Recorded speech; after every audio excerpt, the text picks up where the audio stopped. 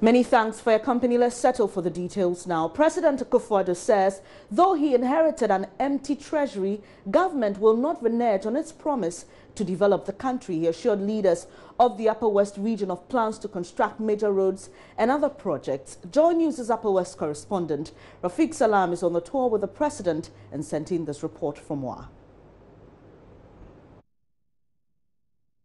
The meeting between President Nana Akufo-Addo and members of the Upper West Regional House of Chiefs is the first since he took over the reins of governance in the country. Led by the paramount chief of the Tumu traditional area and president of the Upper West House of Chiefs, Koro Richard Babini Kantong, commended President Nana Akufo-Addo for working to fulfill his campaign promises. Koro Richard Babini Kantong then turned his attention to the region and laid bare some concerns that worries the people of the region. Key amongst which includes the conversion of the University of Development Studies, Wa campus into a fully fledged university. We believe strongly that the three regions in the north will be better served with autonomous universities with customized programs to serve the needs of the respective regions and Ghana as a whole. Sir, it is also our plea that the Wa Polytechnic will be assisted with requisite faculty members, programs and infrastructure to meet the convention criteria to a technical university. The Upper West Region, Your Excellency, has the least tarred road network in the country. Besides, we are yet to see the completion of Lora Nandom Hamley Trunk Road, as well as the Wa Hen Tumuna Vrongo Road. President Nana Akufo-Addo stated that he is not a lucky son and has only inherited empty treasury. That notwithstanding, he is prepared to address the concerns of the people. And he did not leave me any money. So I came as a young boy without any inheritance. A government that I succeeded left me no money. So I'm now having to build up the money to be able to do the things that we need to do.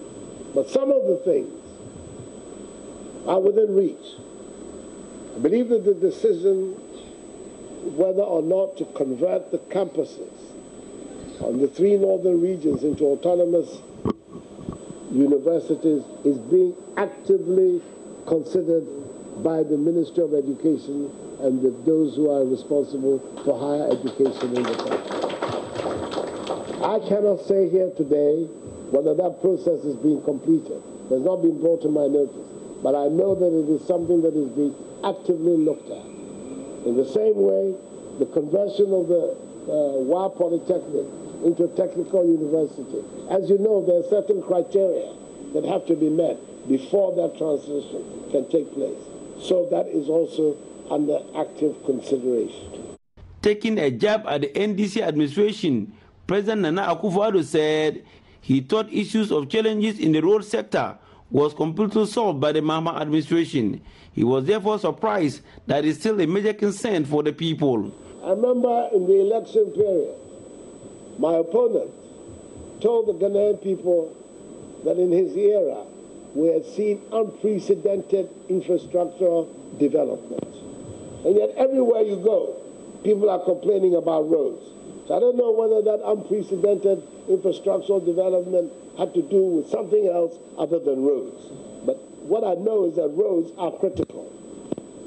And now we're facing the task of having to build up our network. I'm happy to inform you that the Lora Nandom Hamile Road work has begun on it again. Minister of Finance the other day released the amount of 9 million CDs, and the contractor is back on site working again. I believe the Lora now here is in a position to confirm. Reporting for Joy News, Rafiq Salam. Wow. You're watching Joy News today. The president continues his tour of the 3 regions of the north. Expect more on that particular tour here on Joy News today. But now I'll take you back to the Mövenpick Ambassador Hotel, where the Agribusiness investment forum has been happening since morning. Right now is a press conference being held by organizers, and responding to some questions will be the Vice President of Ghana, Dr. Mahmoud Bawumia, and the Ambassador of the USA, Robert Jackson. Please stay with us.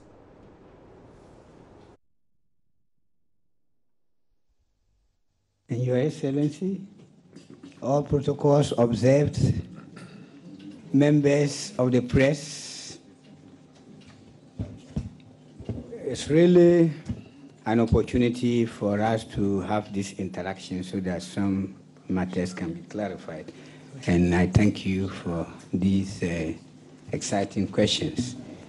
The questioner on the warehouses of cocoa board and the role of the National Buffer Stock Company, I am pleased to announce to you that the ministry is working closely and with this National Buffer Stock Company, and they are at the center of the management of these warehouses and the marketing arrangements. We are arranging the system such that they will be the nerve center of the whole exercise of post-harvest. And so there is no problem about the role of the National Buffer Stock Company in this context. They are well informed and they have been at the center of the discussions. They have been part of the identification of off-takers to undertake these ventures. So there is no problem at all with National Buffer Stock Company. If you are in touch with them, they will confess to these arrangements. You also asked a question on guaranteed prices. Yes, it is all done holistically. We are trying to find out. We are looking at the average crop budget of the producers, and we will be looking at the market signals. If we come to the realization that the average crop budget is, say, at a certain level, then we know that the average margin for a producer should also be pegged at a certain level. If the prices are going to fall under that, then we'll be able to ensure that we fix a price that the off-takers will purchase from these farmers so that they don't run at a loss in order for them to be able to sustain the program. For the questioner on Aveyime, if you recall, about 2 months ago, I was in Parliament to answer questions relating to the Aveyime rice project. We ran into difficulty with the investor who came to take over the Aveyime rice project. And there have been a lot of, back and forth with this project. And the government is looking to see a prospective investor who will be able to carry this project and revive it. And so I would urge you, the media, to also be part of this marketing drive to advertise and attract investors to come. The government is prepared to do its best to create an enabling environment for such prospective investors to invest in Aveyime for us to be able to realize its potentials. Thank you.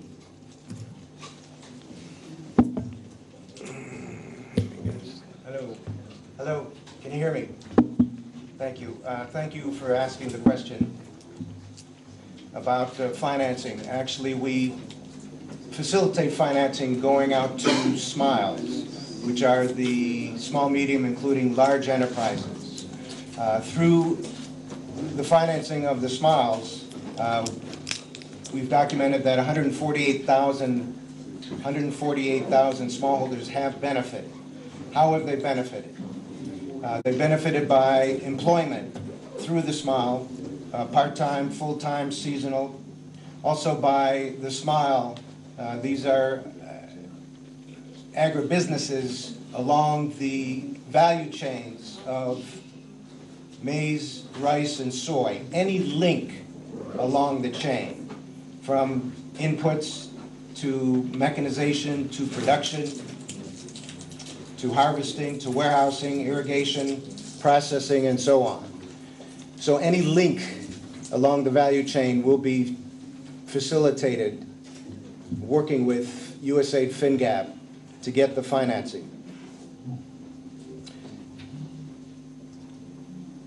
The SMILES employ, as I said, the smallholders, or they'll buy from the smallholders as well. So in a nutshell, that's how the smallholders have benefited.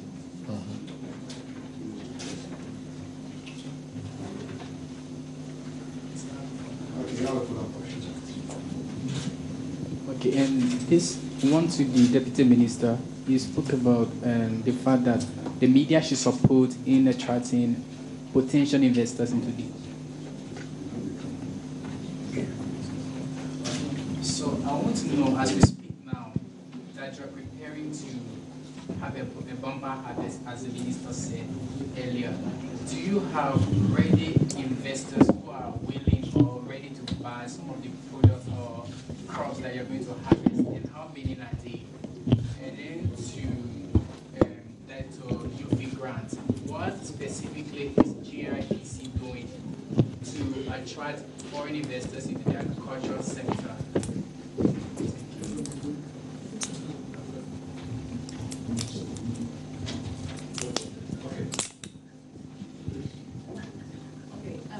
My question is, last year there was a launch of the GESL, that's the Ghana Incentive-Based Risk-Sharing Ledger System by the Bank of Ghana alongside some other agencies, insurance companies and all.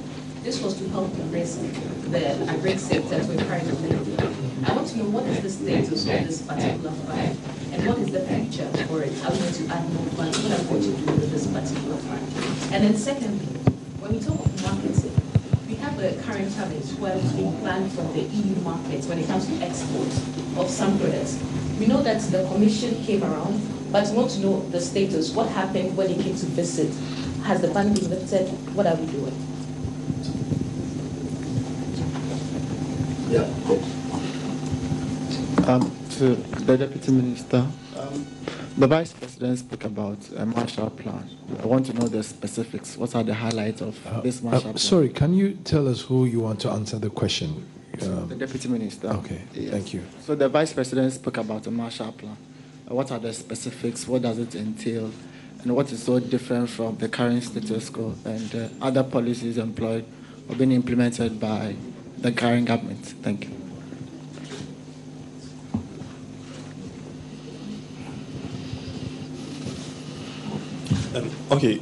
My question also goes to the. Can you kindly state where you're from, please? Emmanuel Bruce from Graphic. To the Deputy Minister, we know one of the major causes of post-harvest losses has been the lack of a ready market for most of our farmers. And we know the government has been working on some commodity exchange market that is supposed to create a ready market for farmers, especially with the planting for food and jobs that is expected to increase production in rice, maize, and some cereals. How far have you gone with the commodity exchange market, and how soon are we likely to see it?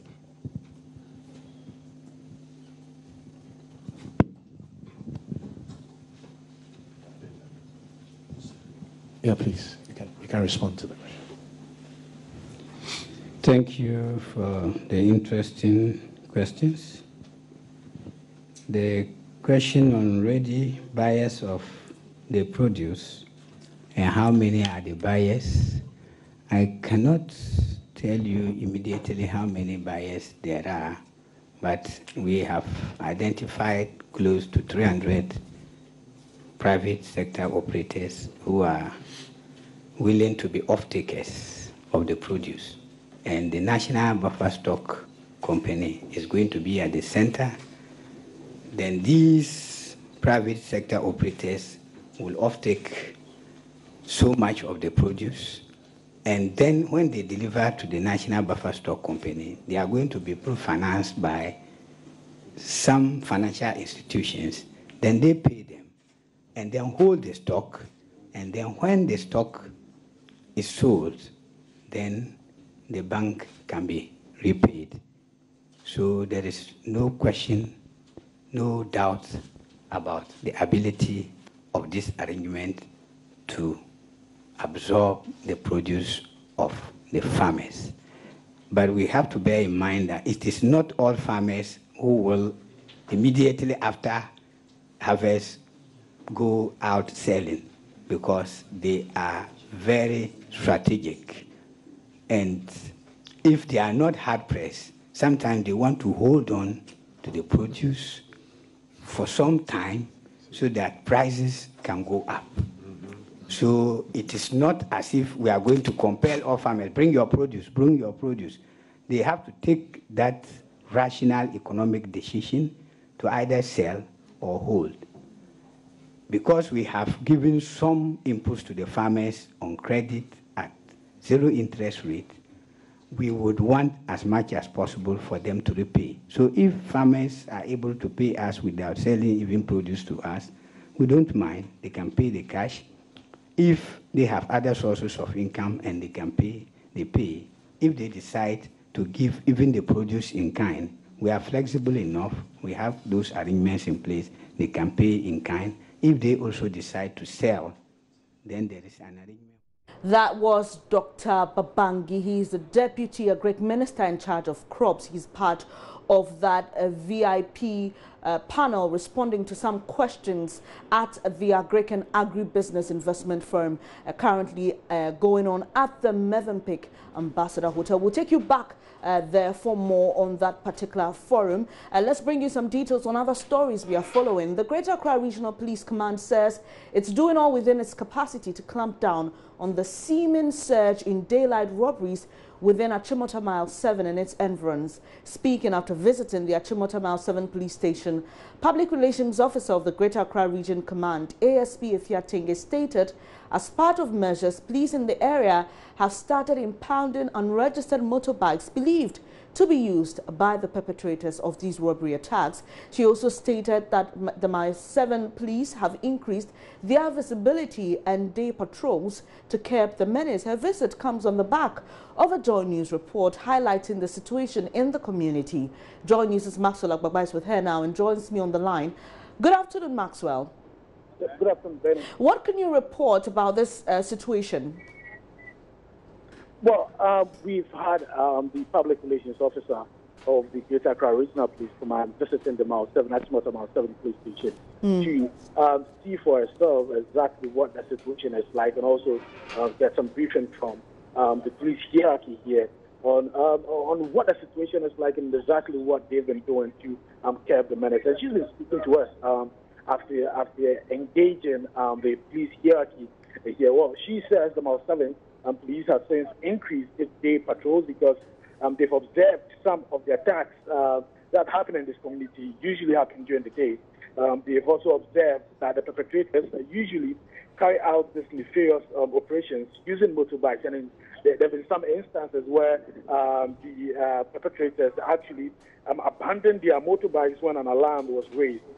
Some of them also usually come from very far places to come and rob here at Mile 7. In fact, when we came here, the police showed us one gentleman who was arrested about 2 weeks ago. His name is Solomon Kluche, and he, in the company of his friends, they came all the way from Ashaiman to come and rob a forest row here at Mile 7. Now, this incident happened during the day, just like the many incidents that we reported yesterday. It happened sometime in the afternoon. Now, in the process of robbing their victim, they shot him twice, but the owner of the forest bureau actually mustered courage and got hold of one of the robbers, that's Solomon, who is now in the custody of the police. To cap the situation, the Public Relations Officer of the Greater Accra Regional Police Command, ASP Shatingi, says police in Mile 7 have started impounding unregistered motorbikes seen usually during odd hours, and they've also intensified their day and night patrols here in this community and its environment. All right, Maxwell, they say they've intensified day patrols. You're currently in that community. Do you see evidence of that?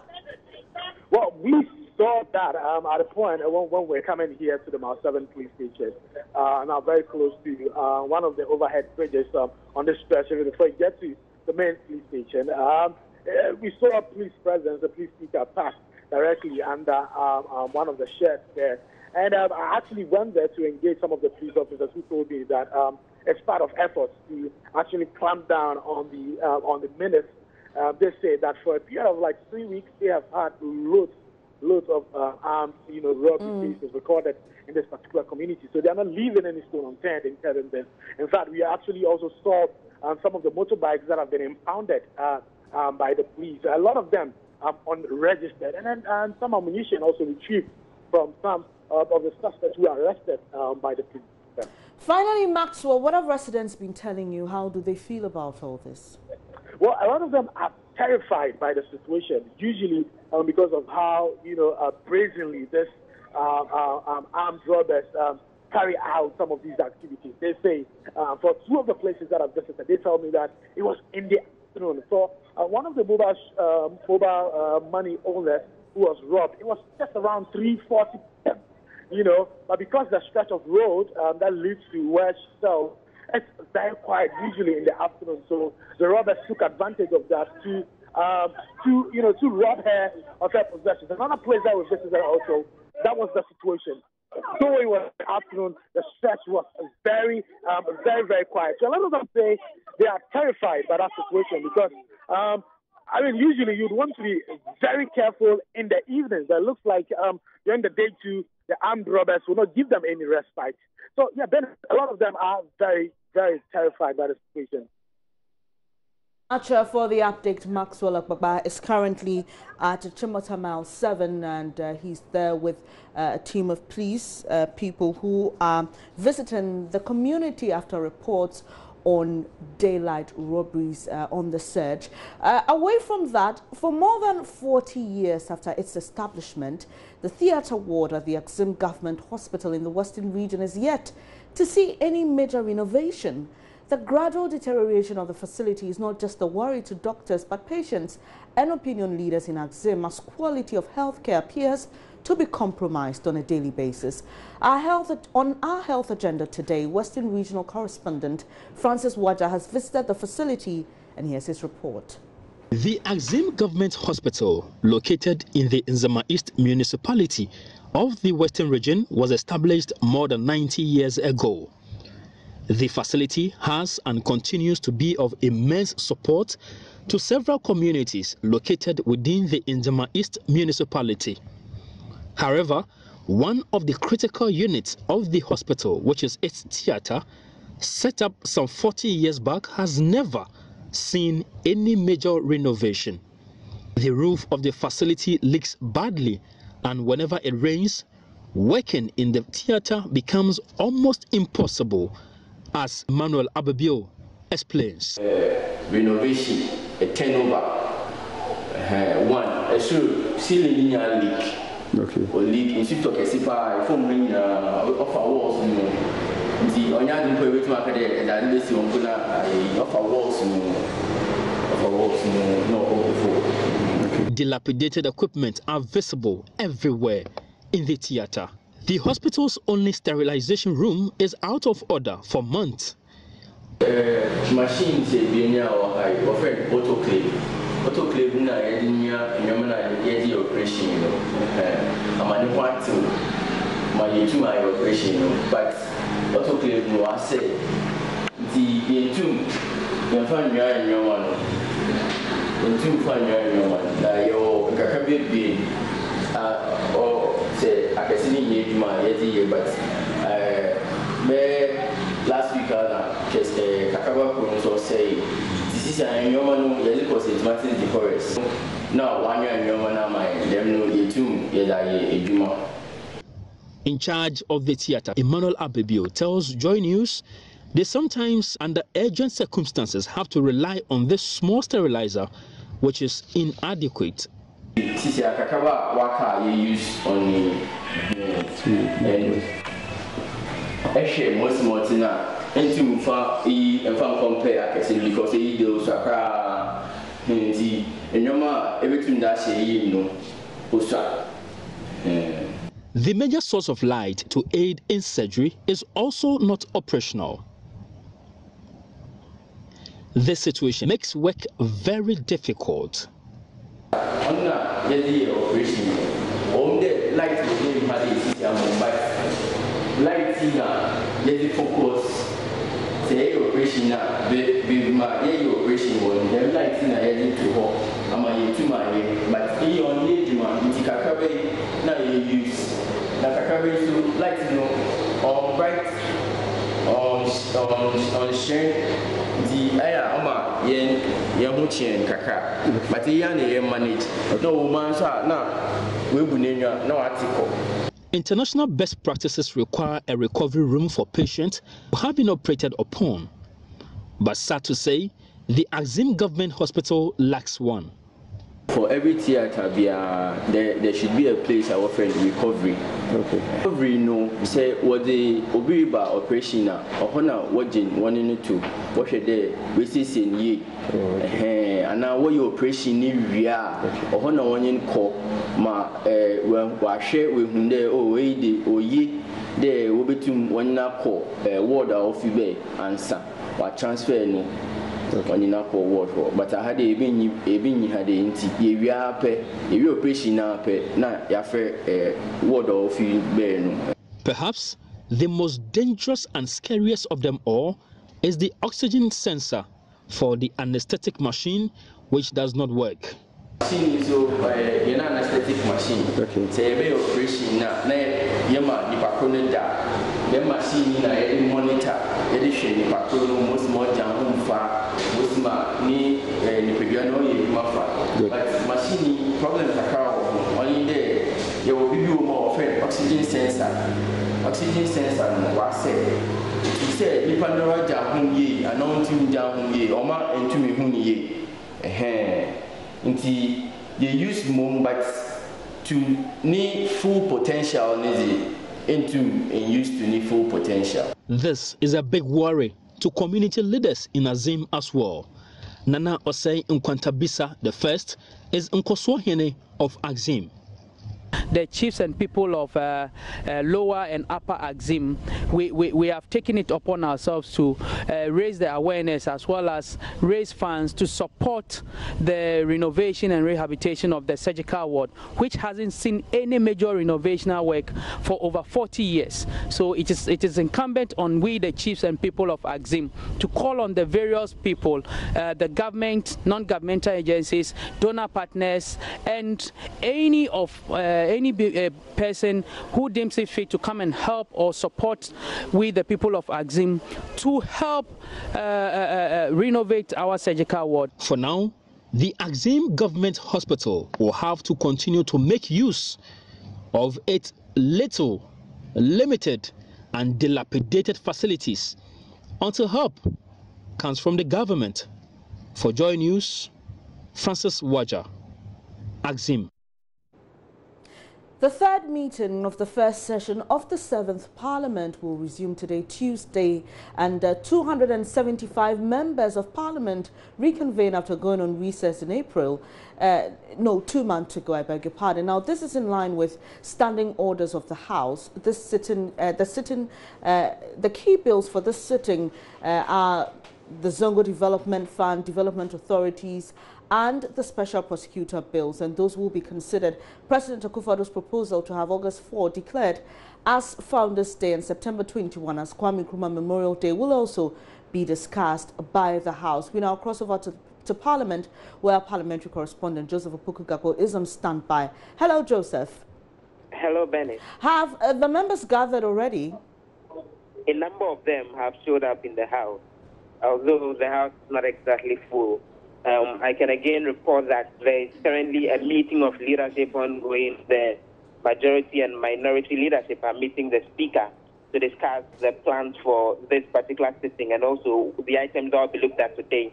And so we are expecting that when the meeting is done, then they would get to the floor and the first sitting would actually begin. But from what we've gathered, a number of items are on the agenda for today in particular.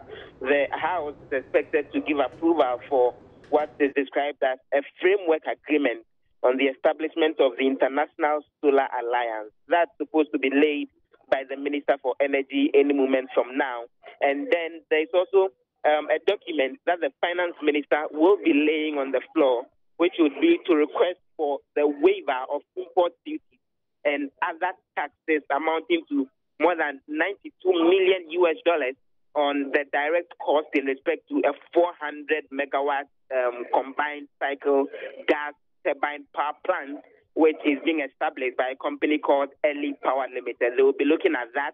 And then finally, they are expecting documents on the reports relating to the National Road Safety Commission and also the Bank of Ghana on how they spend petroleum funds and also the other the District Assembly's Common Fund for the 2016 fiscal year. So, agenda for today.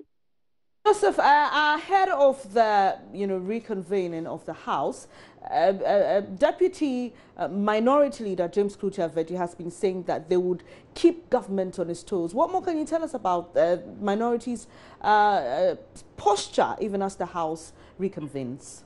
Yes, and so they make the point that it's actually their responsibility to ensure that the right thing is done, and they are looking at the items that are scheduled for this particular sitting. When you look at the 2017 budget that's coming, and also a number of other items, including the special prosecutor's bill, which is expected to be passed and all of that, they think that they need to do their best to ensure adequate scrutiny. In fact, one of the things that they are keeping a close eye on is what we are expecting tomorrow. Tomorrow, there is a report from the Parliamentary Committee on Employment, Social Welfare and State Enterprises on the Northern Development Authority Bill 2017, the Middle Belt Development Authority Bill 2017, and also the Coastal Belt Development Bill 2017. This appears to be one of the major campaign promises that the NPP made ahead of the election, indicating that they will establish all these authorities to help develop the country. Those reports from the various committees are coming tomorrow, and the minority has made it a key thing that they say that they would ensure adequate scrutiny of when the final report comes from the committees to the floor. Thank you very much, Joseph Opoku-Gakpo, coming to us from Parliament, even as the House reconvenes. Still with the House, Speaker of Parliament, Reverend Professor Michael Quay, has expressed the need for the Electricity Company of Ghana, ECG, concessionaire agreement to be structured to favor the workers of the company, since, in his words, they are also Ghanaians. The Speaker says the move must go forward in a manner that satisfies all stakeholders involved, including the Workers' Union. Now, some Ghanaians have resisted the concessionaire agreement heavily, especially the Public Utilities Workers' Union pool, who, among other concerns, have raised the issue of their job security. Reverend Professor Michael Quay, who was Minister of Communications in the Kufuor regime, however, tells Joy News privatization can be of great benefit to the nation, using the example of the Ghana Telecom being sold to Vodafone.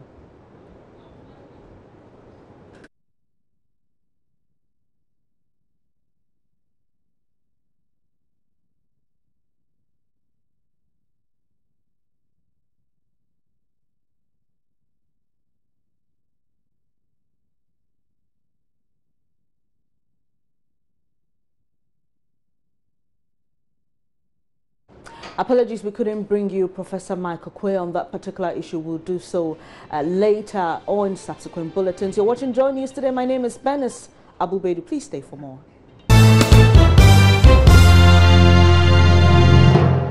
This is Joy News today. Before we wrap up this edition, let me just give you some news just coming in. Member of Parliament for Akim Swedru Kennedy Osei Nyako has been appointed Deputy Agric Minister to replace resigned William Ketu. Speaker Professor Michael Quay read the letter from the President announcing this when Parliament resumed sitting later. Today we'll bring you some updates on this developing story. But that'll be all for this edition.